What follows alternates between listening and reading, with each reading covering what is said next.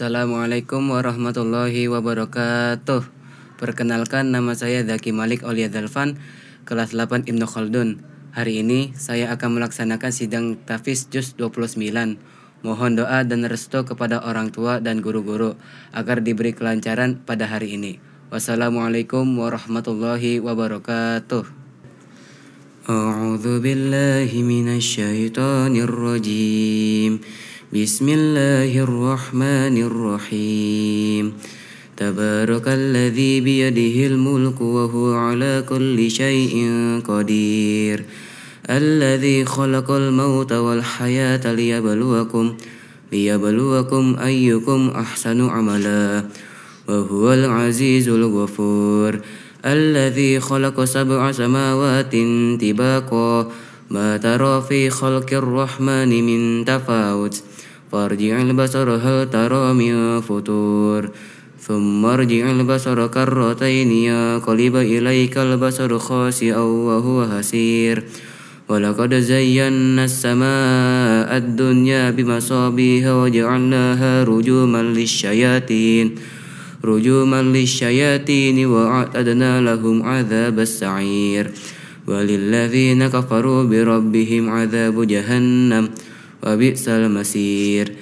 Idza ulqu fiha sami'u laha shahiqan wa hiya tafur takadu tamayyazu minal ghaidh. Kullama ulqiya fiha fawjun salahum khaznatuha alam ya'tikum nadhir. Qalu bala qad ja'ana nadhirun fakadzabna wa qulna ma nazzalallahu min syai'. In antum illa fi dalalin kabir. Wa qalu law kunna nasma'u aw na'qilu ma kunna fi ashabis sa'ir. Fa'tarafu bidhanbihim fasuhqan li ashabis sa'ir. Innal ladzina yakhshawna rabbahum bil ghaibi lahum maghfiratun wa ajrun kabir. Wa asirru qawlakum aw jaharu bih. Innahu alimun bidzatis sudur. Ala ya'lamu man khalaqa wa huwal latiful khabir. Huwal ladzi ja'ala lakumul arda dhalulan famshu fi manakibiha wa kulu mir rizqi wa ilayhin nusyur. Amintum ma fis samai ay yakhsifa bikumul arda fa idza hiya tamur. Am amintum ma fis samai ay yursila 'alaikum hasiba. Fasata'lamuna kaifa nadhir. Wa laqad kadzdzaba alladhina min qablihim fakaifa kana nakir. Awalam yarau ila at-tayri fawqahum saffatin wa iqbin ma yumsikuhunna illa ar-rahman innahu bikulli syai'in basir. Amman hadzal ladzi huwa jundul lakum yansurukum min dunir rahman inil kafiruna illa fi ghurur. Amman hadzal ladzi yarzuqukum in amsaka rizqahu bal lajju fi 'utuwwin wa nufur. Afaman yamshi mukibban 'ala wajhihi ahda amman yamshi sawiyan 'ala siratin mustaqim. Qul huwal ladzi ansha'akum wa ja'alakumus sam'a wal absara wal af'idah qalilan ma tashkurun. Qul huwal ladzi dzara'akum fil ardi wa ilaihi tusyarun. Wa yaquluna mata hadzal wa'du in kuntum shadiqin. Qul innamal ilmu indallah wa innama ana nadhirum mubin. Falamma ra'awhu zulfatan si'at wujuhul ladzina kafaru wa qila hadzal ladzi kuntum bihi tad'un. Qul ara'aytum in ahlakani Allahu wa man ma'i aw rahimana faman yujirul kafirina min 'adzabin alim. Qul huwar rahmanu amanna bihi wa 'alaihi tawakkalna fasata'lamuna man huwa fi dhalalin mubin. Qul ara'aytum in asbaha ma'ukum ghawran faman ya'tikum bima'in ma'in. Bismillahirrahmanirrahim. Nun wal qalami wa ma yasturun. Ma anta bi ni'mati rabbika bimajnun. Wa innaka la ajran ghairu mamnun. Wa innaka la ala khuluqin azim. فستبصر ويبصرون بأيكم المفتون إن ربك هو أعلم بمن ضل عن سبيله وهو أعلم بالمهتدين فلا تطع المكذبين ودوا لو تدهن فيدهنون ولا تطع كل هلاف مهين هماز مشاء بنميم مناع للخير معتد أثيم عتل بعد ذلك زنيم أن كان ذا مال وبنين إذا تتلى عليه آياتنا قال أساطير الأولين سنسمه على الخرطوم إنا بلوناهم كما بلونا أصحاب الجنة إذ أقسموا ليصرمنها مسبحين ولا يستثنون فطاف عليها طائف من ربك وهم نائمون فأصبحت كالصريم فتنادوا مصبحين أن اغدوا على حرثكم إن كنتم صارمين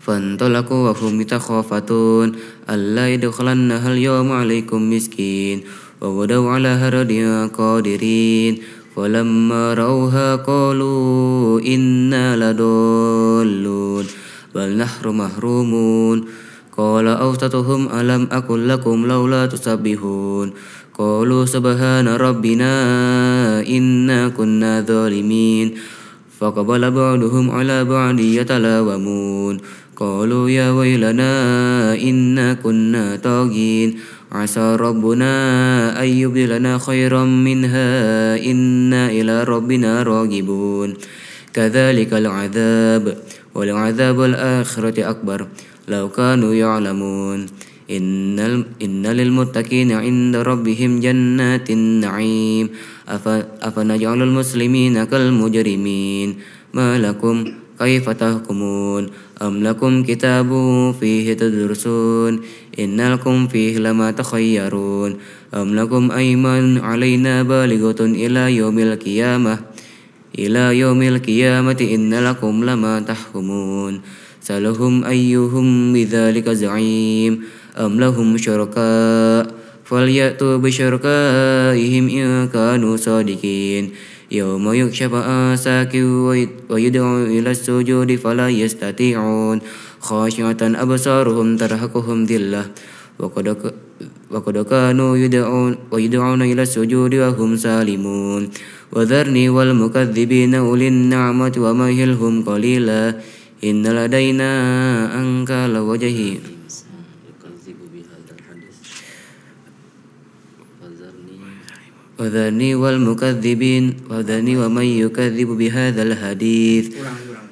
وذرني ومن يكذب بهذا الحديث سنسترجهم من حيث لا يعلمون وأملي لهم إن كيدي متين أم تسألهم أجرا فهم من مغرم مثقلون أم عندهم الغيب فهم يكتبون فاصبر لحكم ربك لا تكن كصاحب الحوت إذ نادى وهو مكذوم لولا أن تداركه نعمة من ربه لنبذ بالعراء وهو مذموم فاجتباه ربه فجعله من الصالحين وإن يكاد الذين كفروا ليزلقونك بأبصارهم لما سمعوا الذكر ويقولون إنه لمجنون وما هو إلا ذكر للعالمين بسم الله الرحمن الرحيم الحاقة ما الحاقة وما أدراك ما الحاقة كذبت ثمود وعاد بالقارعة فأما ثمود فأهلكوا بالطاغية وأما عاد فأهلكوا بريح صرصر عاتية سخرها عليهم 7 ليال و8 أيام حسوما فترى القوم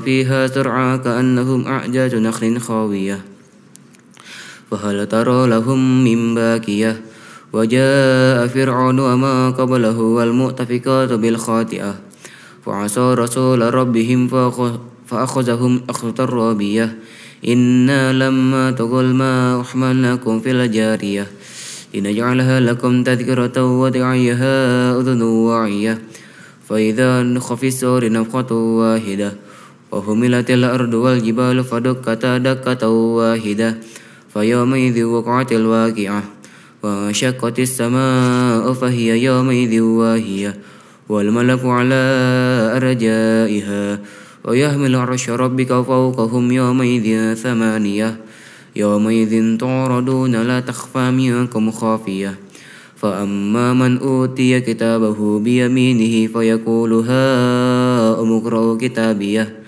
إني ظننت أني ملاك حسابيه فهو في عيشة راضية في جنة عالية قطوفها دانية كلوا واشربوا هنيئا بما أسلفتم في الأيام الخالية وأما من أوتي كتابه بشماله فيقول يا ليتني لم أوت كتابيه ولم أدر ما حسابيه يا ليتها كانت القاضية ما أغنى عني ماليه هلك عني سلطانيه خذوه فغلوه ثم الجحيم صلوه ثم في سلسلة ذرعها 70 ذراعا فاسلكوه إنه كان لا يؤمن بالله العظيم ولا يحض على طعام المسكين فليس له اليوم هاهنا حميم ولا طعام إلا من غسلين لا يأكله إلا الخاطئون فلا أقسم بما تبصرون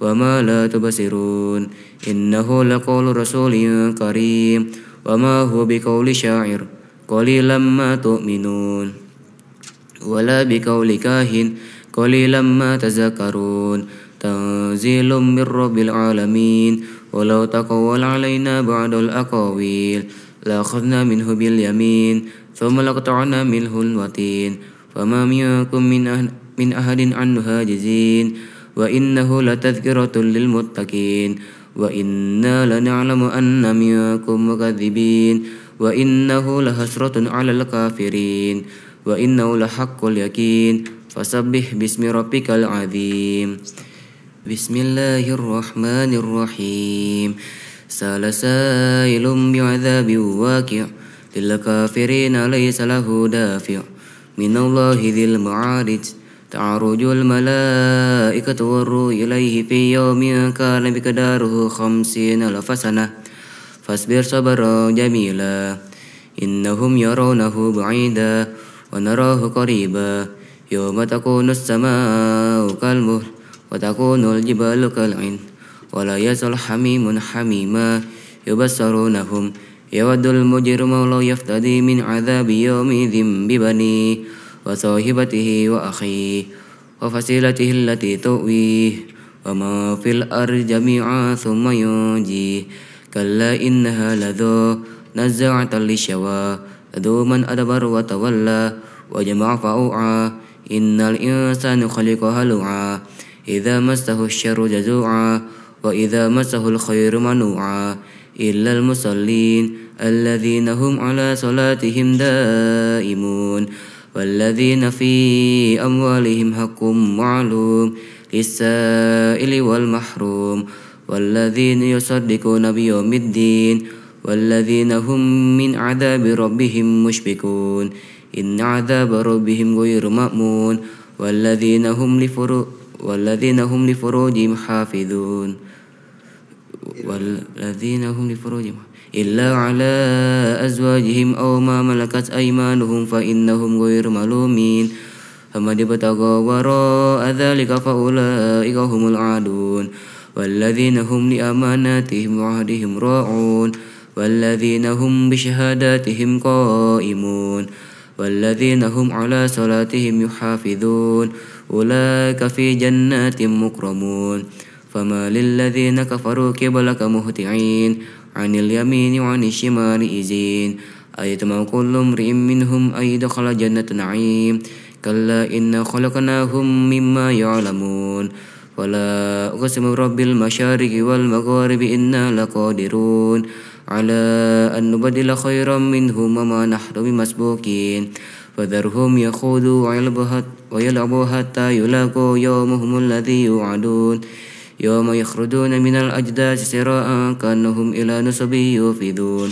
خاشعة أبصارهم ترهقهم ذلة ذلك اليوم الذي كانوا يوعدون بسم الله الرحمن الرحيم إنا أرسلنا نوحا إلى قومه أن أنذر قومك من قبل أن يأتيهم عذاب أليم قال يا قوم إني لكم نذير مبين أن اعبدوا الله واتقوا قال يا قوم إني لكم نذير مبين أن اعبدوا الله واتقوه وأطيعون يغفر لكم من ذنوبكم ويؤخركم إلى أجل مسمى إن أجل الله إذا جاء لا يؤخر لو كنتم تعلمون قال رب إني دعوت قومي ليلا ونهارا ولم يجدهم دعائي إلا فرارا وإني كلما دعوتهم لتغفر لهم جعلوا أصابعهم في آذانهم واستغشوا ثيابهم وصاروا واستكبروا استكبارا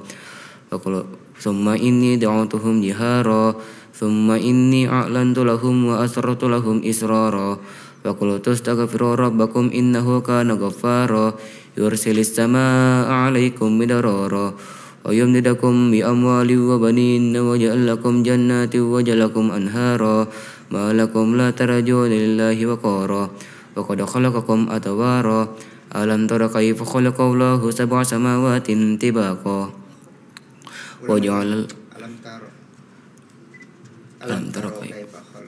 ألم تر كيف خلق الله سبع سماوات طباقا وجعل القمر فيهن نورا وجعل الشمس سراجا والله أنبتكم من الأرض نباتا ثم يعيدكم فيها ويخرجكم إخراجا والله جعل لكم الأرض بساطا لتسلكوا منها سبلا فجاجا قال نوح رب إنهم عصوني واتبعوا من لم يجده ماله وولده إلا خسارا ومكروا مكرا كبارا وقالوا لا تذرن آلهتكم ولا تذرن ودا ولا سوعا ولا يغوث ويعوق ونسرا وقد أضلوا كثيرا ولا تزد الظالمين إلا ضلالا مما خطيئاتهم أغرقوا فادخلوا نارا فلم يجدوا لهم من دون الله أنصارا وقال نوح رب لا تذر على الأرض من الكافرين ديارا إنك إن تذرهم يضلوا عبادك ولا يلدوا إلا فاجرا كفارا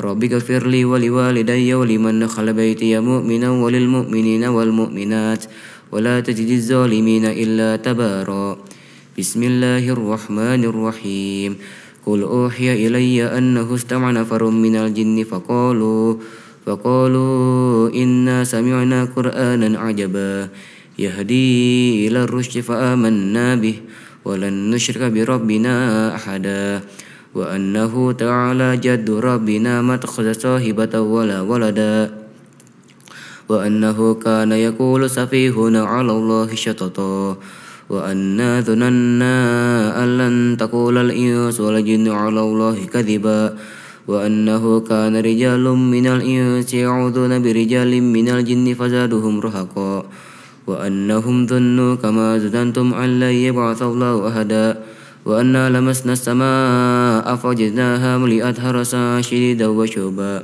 وأنا كنا نقعد منها مقاعد للسمع فمن يستمع الآن يجد له شهابا رصدا وأنا لا ندري شر أريد بما في الأرض أم أراد بهم ربهم رشدا وأنا منا الصالحون ومنا دون ذلك كنا طرائق قددا وأنا ظننا أن لن نعجز الله وفي الأرض ولن نعجزه هربا وأنا لما سمعنا الهدى آمنا به فمن يؤمن بربه فلا يخاف بخسا ولا رهقا وأنا منا المسلمون ومنا القاسطون فمن أسلم فأولئك تهروا رشدا وأما القاسطون فكانوا لجهنم حطبا وأن لو استقاموا على الطريقة لأسقيناهم ماء غدقا لنفتنهم فيه ومن يعرض عن ذكر ربه يسلك عذابا صعدا وأن المساجد لله فلا تدعوا مع الله أحدا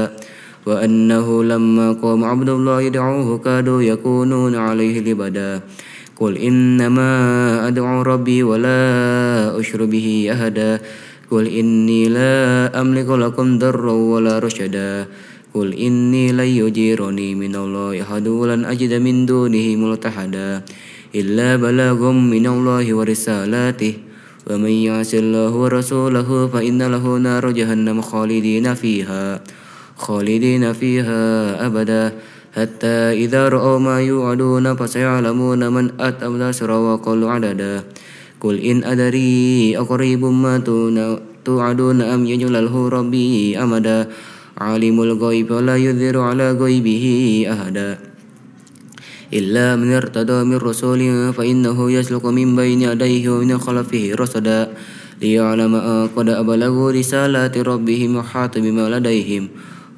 بما لديهم وأحصى كل شيء عددا بسم الله الرحمن الرحيم يا أيها المزمل قم الليل إلا قليلا نصفه أو ينقص منه قليلا أو زد عليه ورتل القرآن ترتيلا إنا سنلقي عليك قولا ثقيلا إن ناشئة الليل أشد وأقوم قيلا إن لك في النهار سبحا طويلا واذكر اسم ربك وتبتل إليه تبتيلا رب المشرق والمغرب لا إله إلا هو فاتخذ وكيلا واصبر على ما يقولون واهجرهم هجرا جميلا وذرني والمكذبين أولي النعمة ومهلهم قليلا إن لدينا أنكالا وجحيما وطعاما ذا غصة وعذابا أليما يوم ترجف الأرض والجبال وكانت الجبال كثيبا مهيلا إنا أرسلنا إليكم رسولا شاهدا عليكم كما أرسلنا فرعون رسولا فعصى فرعون رسولا فأخذناه أخذا وبيلا فكيف تتقون إن كفرتم يوما يجعل الولدان شيبا السماء منفطر به كان وعده مفعولا إن هذه تذكرة وما شاء اتخذ إلى ربه سبيلا إن ربك يعلم أنك تقوم أدنى من ثلثي الليل ونصفه وثلثه وطائفة من الذين معك والله يقدر الليل والنهار والله يقدر الليل والنهار علم أن لن تحصوا فتاب عليكم فاقرؤوا ما تيسر من القرآن علم أن سيكون منكم مرضى وآخرون يضربون في الأرض يبتغون من فضل الله وآخرون يقاتلون في سبيل الله فاقرؤوا ما تيسر منه وأقيموا الصلاة وآتوا الزكاة وأقرضوا الله قرضا حسنا وما تقدموا لأنفسكم من خير تجدوه عند الله هو خير ذم أجرا واستغفروا الله إن الله غفور رحيم بسم الله الرحمن الرحيم يا أيها المدثر قم فأنذر وربك فكبر وثيابك وطهر والرجز فاهجر ولا تمنن تستكثر ولربك فاصبر فإذا نكر في الناقور فذلك يومئذ يوم عسير على الكافرين غير يسير ذرني ومن خلقت وحيدا وجعلت له مالا ممدودا وبنين شهودا ومهدت له تمهيدا ثم يطمع أن أزيد كلا إنه كان لآياتنا عنيدا سأرهقه صعودا إنه فكر وقدر فقتل كيف قدر ثم قتل كيف قدر ثم نظر ثم عبس وبصر ثم دبر واستكبر فقال إن هذا إلا سحر يؤثر إن هذا إلا قول البشر سأصليه سقر وما أدراك ما سقر لا تبكي ولا تزر لواحة للبشر عليها 19 وما جعلنا أصحاب النار إلا ملائكة وما جعلنا عدتهم إلا فتنة الذين كفروا ليستيقن الذين أوتوا الكتاب ويزداد الذين آمنوا إيمانا ولا يرتاب الذين أوتوا الكتاب والمؤمنون وليقول الذين في قلوبهم مرض والكافرون ماذا أراد الله بهذا مثلا كذلك يضل الله من يشاء ويهدي من يشاء وما يعلم جنود ربك إلا هو وما هي إلا ذكرى للبشر كلا والقمر والليل إذ أدبر والصبح إذا أسفر إنها لإحدى الكبر نذيرا للبشر لمن شاء منكم أن يتقدم أو يتأخر كل نفس مما كسبت رهينة إلا أصحاب اليمين في جنات يتساءلون عن المجرمين ما سلككم في سقر قالوا لم نكن من المصلين ولم نكن نطعم المسكين وكنا نخوض مع الخائضين وكنا نكذب بيوم الدين حتى أتانا اليقين وما تنفعهم شفاعة الشافعين وما لهم عن التذكرة معرضين كأنهم حمر مستنفرة فرت من قسورة بل يريد كل امرئ منهم أن يؤتى صحفا منشرة كلا بل لا يخافون الآخرة كلا إنه تذكرة فمن شاء ذكره وما يذكرون إلا أن يشاء الله هو أهل التقوى وأهل المغفرة.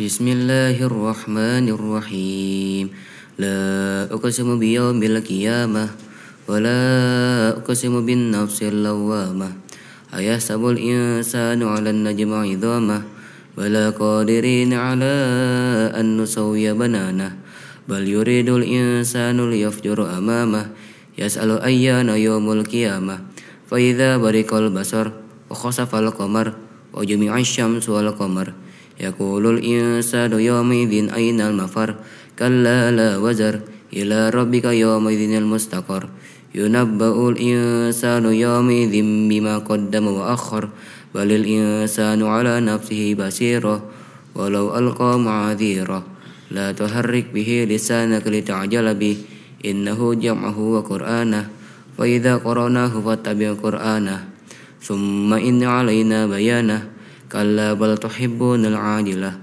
وتذرون الآخرة وجوه يومئذ نادرة إلى ربها ناذرة ووجوه يومئذ باسرة تظن أن يفعل بها فاكرة كلا إذا بلغت التراقي وقيل من راق وظن أنه الفراق ولتفت الساق بالساق إلى ربك يومئذ المساق فلا صدق ولا صلى ولكن كذب وتولى ثم ذهب إلى أهله يتمطى أولى لك فأولى ثم أولى لك فأولى أيحسب الإنسان على النجم عظاما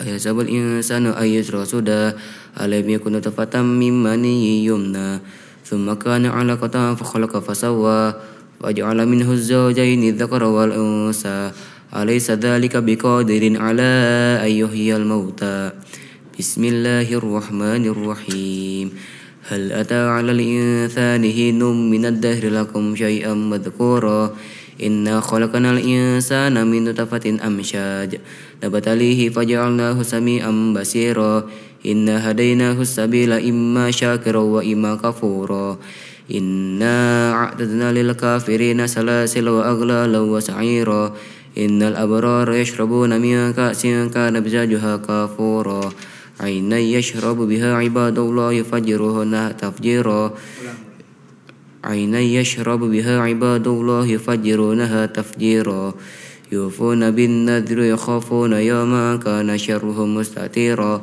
ويطعمون الطعام على حبه مسكينا ويتيما واسيرا إنما نطعمكم لوجه الله لا نريد منكم جزاء ولا شكورا إنا نخاف ربنا يوما عبوسا قمطريرا فوقاهم الله شر ذلك اليوم ولقاهم نضرة وسرورا وجزاهم بما صبروا جنة وحريرا متكئين فيها على الأرائك لا يرون فيها شمسا ولا زمهريرا ودانية عليهم ظلالها وذللت قطوفها تذليلا ويطاف عليهم بآنية من فضة وأكواب كانت قوارير من فضة قدرها تقديرا ويسقون فيها كأسا كان مزاجها زنجبيلا عينا فيها تسمى سلسبيلا ويطوف عليهم ولدان مخلدون إذا رأيتهم حسبتهم لؤلؤا منثورا وإذا رأيت ثم رأيت نعيما وملكا كبيرا عليهم ثياب سندس خضر واستبرق وحلوا وساور من فضة وسقاهم ربهم شرابا طهورا إن هذا كان لكم جزاء وكان سعيكم مشكورا إنا نحن نزلنا عليك القرآن تنزيلا فاصبر لحكم ربك ولا تطع منهم أثيما أو كفورا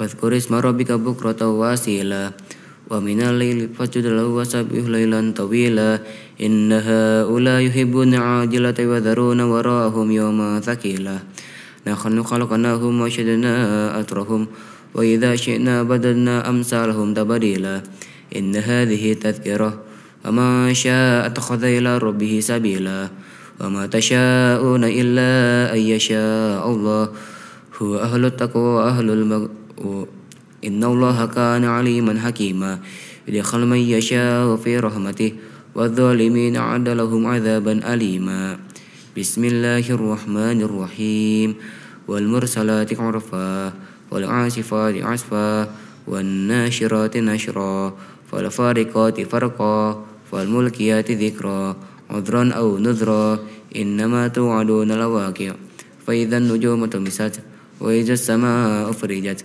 وإذا الجبال نسفت وإذا الرسل أقتت لأي يوم أجلت ليوم الفصل وما أدراك ما يوم الفصل ويل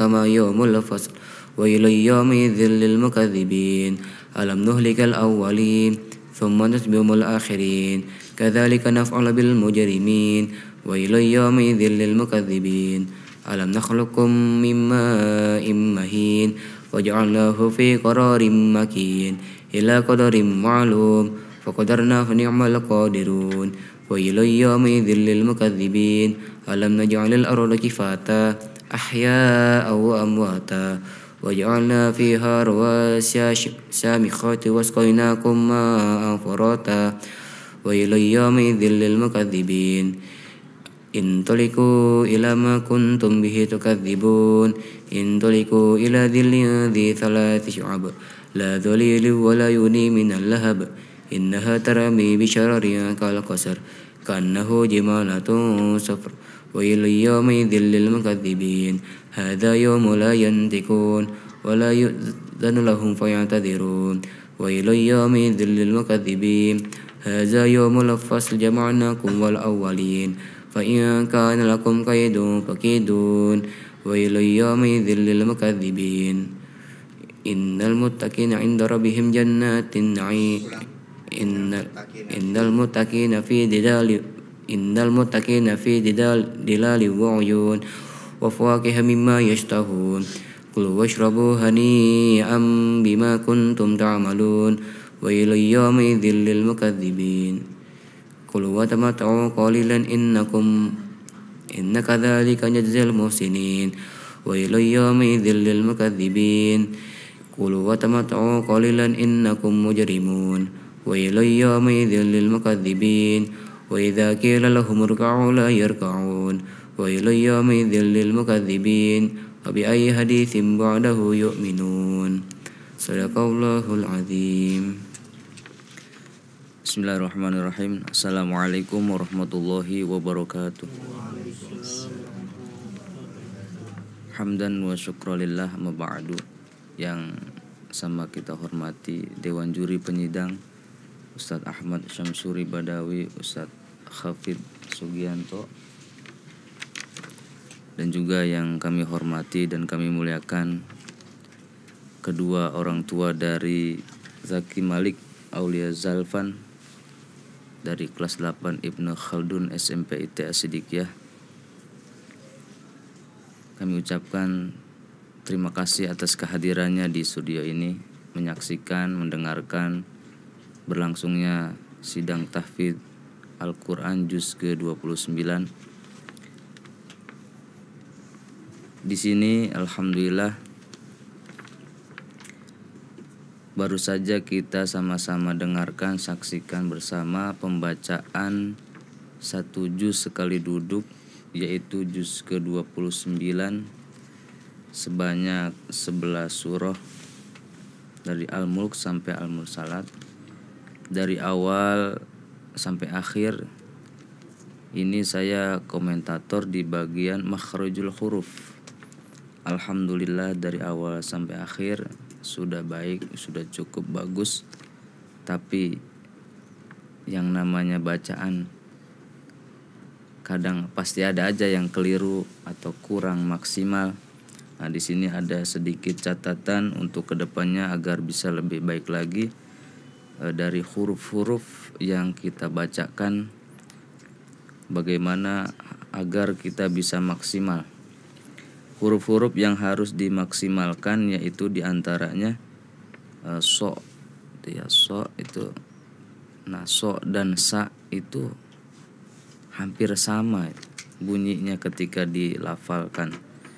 Terus ha dan ha-nya juga hampir sama, padahal berbeda ketika dibunyikan antara ha dan ha. Dan satu lagi antara huruf zai dan zal. Nah itu, terutama huruf za-nya kurang maksimal. Do sama dengan dal. Mungkin untuk kedepannya nanti bisa dibimbing lebih maksimal lagi oleh Dewan Guru Pembimbingnya tahfidz di juz ke-28. Mudah-mudahan apa yang sudah dihafalnya menjadi keberkahan buat pembacanya, terkhusus lagi untuk kedua orang tuanya, dan ilmunya semoga bermanfaat. Semoga kedepannya bisa diberikan kelancaran oleh Allah Subhanahu wa Ta'ala untuk menghafal di juz-juz berikutnya, dan juga bisa menjadi pengamal Quran, bukan hanya penghafal tapi juga pengamal Al-Quran. Mungkin itu saja yang dapat saya sampaikan, kurang lebihnya mohon maaf. Assalamualaikum warahmatullahi wabarakatuh. Bismillahirrahmanirrahim. Assalamualaikum warahmatullahi wabarakatuh. Hamdan wa syukran lillah, amma ba'du.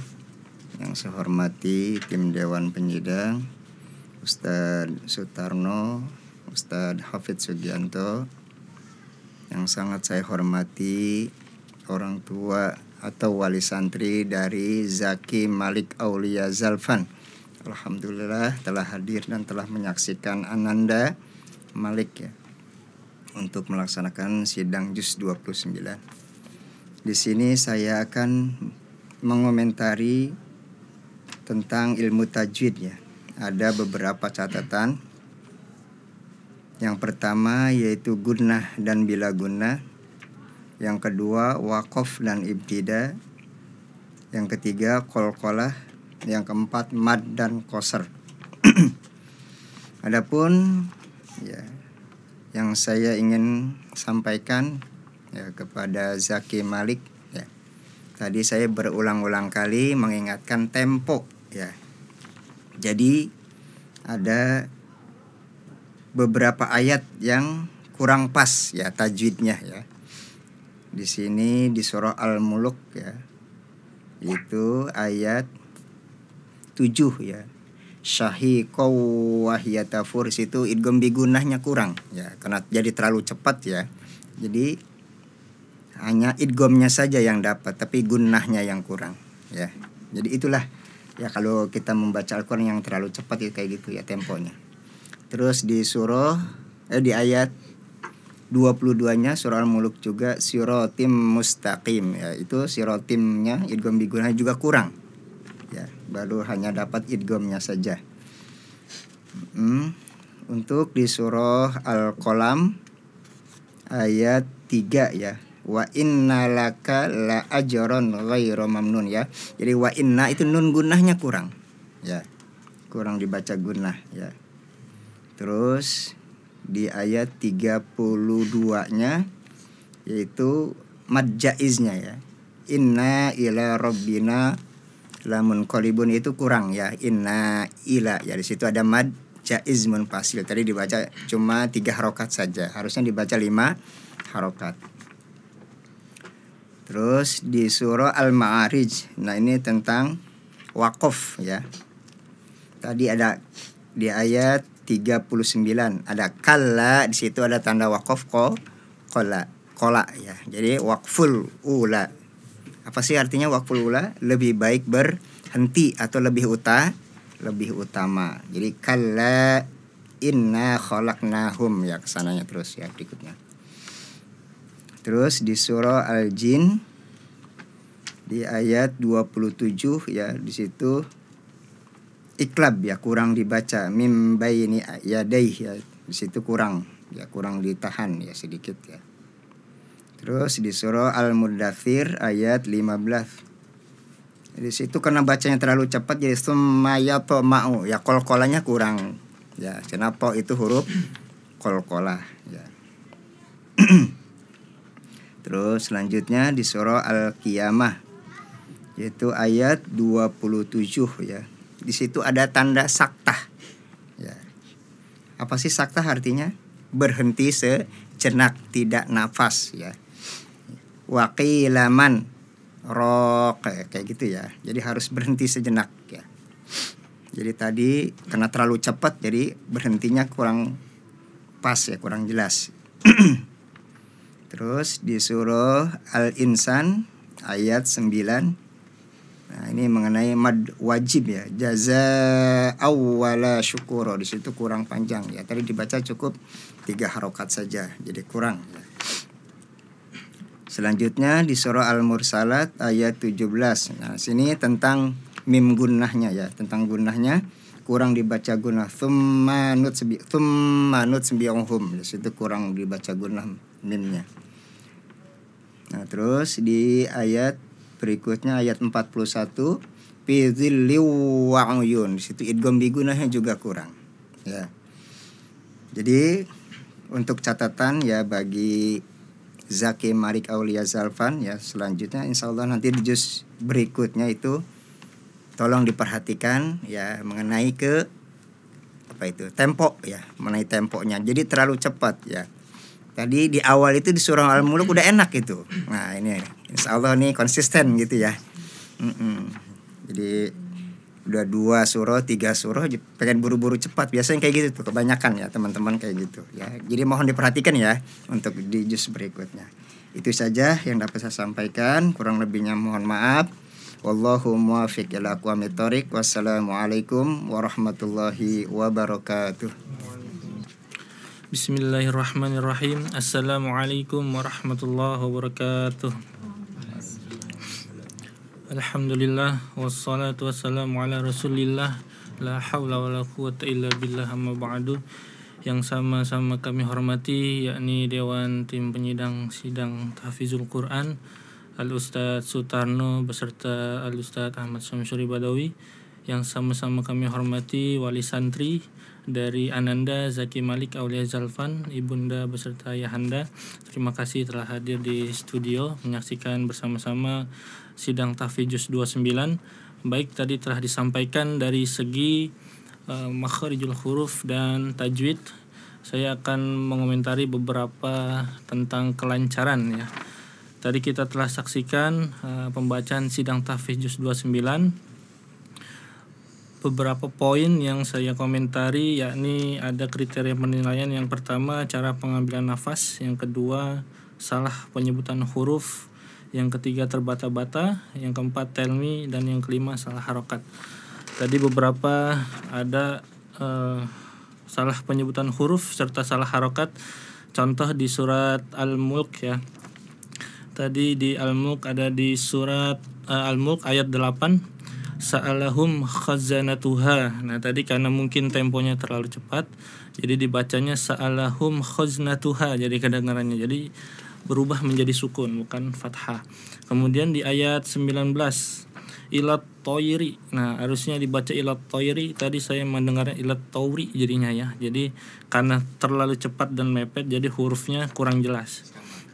Samar betul. Kemudian di Al-Mulk ayat 27 tadi ada beberapa huruf yang diganti seperti falamma ra'auhu zulfatan. Nah tadi falamma harusnya dibaca jadi walamma. Beberapa tadi ada walamma seharusnya dibaca falamma.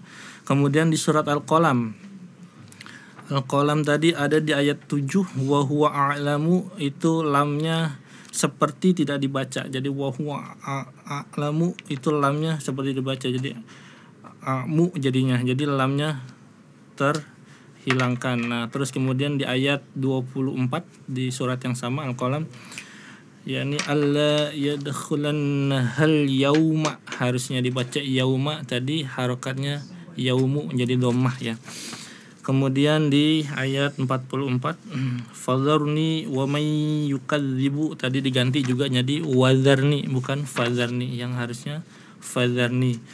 Kemudian tadi ada beberapa lupa ayat ya di surat Nuh ayat 2 dan ayat 3 yang qala ya qaumi inni lakum nadhirum mubin. Kemudian ayat 3-nya an ya'budullah sampai akhir.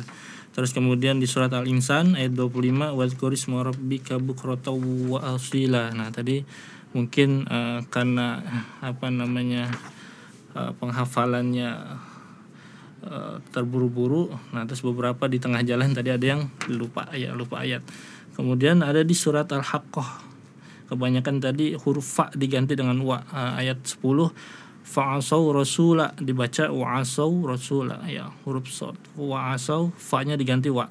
Kemudian di ayat 28 ma'auna. Nah, ini huruf ghain tadi itu dibacanya qalqalah ya. Jadi ma'agna. Nah, harusnya dibaca ma'auna. Nah, karena huruf ghain ini salah satu memiliki sifat huruf yakni rakhwah, yaitu mengalir ya. Jadi ketika dia waqaf itu harus dialihkan ma'auna, jangan ma'agna.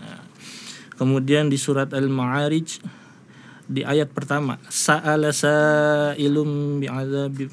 Nah, ini sa'alanya tadi huruf hamzahnya hilang atau alif sa'ala, jadi bacanya kayak salah, jadi salah gitu ya, sa'ala karena mungkin terlalu cepat gitu, jadi alifnya hilang malah menjadi matobi'i. Kemudian di ayat 35 itu